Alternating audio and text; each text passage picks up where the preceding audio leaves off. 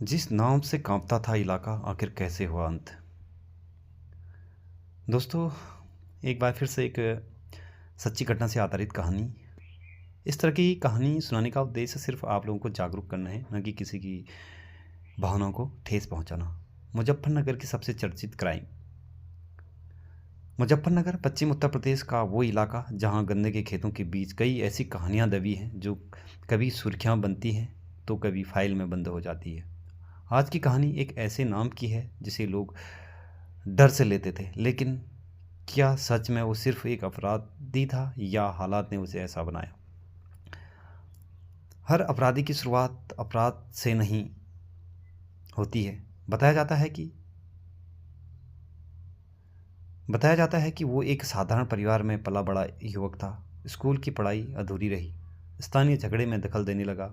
पहले दोस्ती, फिर दबंग गई, फिर हथियारों का इस्तेमाल। गांव की राजनीतिक और ज़मीन के झगड़े ने उसके भीतर एक अलग पहचान बना दी। लोग कहने लगे, इससे उलझना ठीक नहीं। कुछ सालों में उसके खिलाफ कई मामले दर्ज हुए, लेकिन हर बार या तो गवाह पलट जाते या केस कमज़ोर पड़ जाता। इलाके में चर्चा थी कि उसका नेटवर्क मजबूत था। छोटे ठेके, ज़मीनी विवाद, स्थानीय वसूली, सब में उसका नाम जोड़ा जाने लगा। धीरे धीरे वो सिर्फ एक व्यक्ति नहीं बल्कि डर बन गया।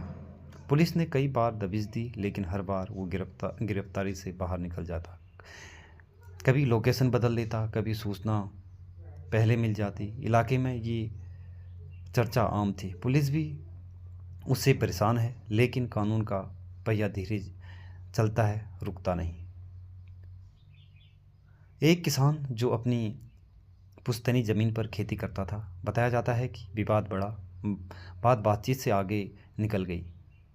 फिर किसान ने झुकने से इनकार कर दिया। इलाके में तनाव बढ़ गया। लोग समझ रहे थे कुछ बड़ा होने वाला है।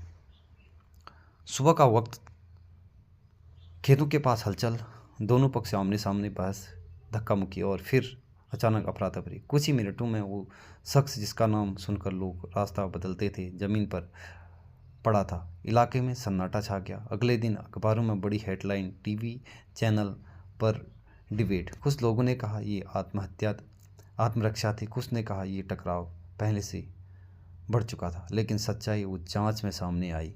पुलिस ने केस दर्ज किया, घटना की जांच हुई, गवाहों से पूछताछ, तकनीकी साक्ष्य जुटाए गए, कानून की प्रक्रिया शुरू हुई। ये मामला सिर्फ एक व्यक्ति का नहीं था, बल्कि उस पूरे माहौल का था जहां डर और दबाव के बीच निर्णय लिए जाते हैं।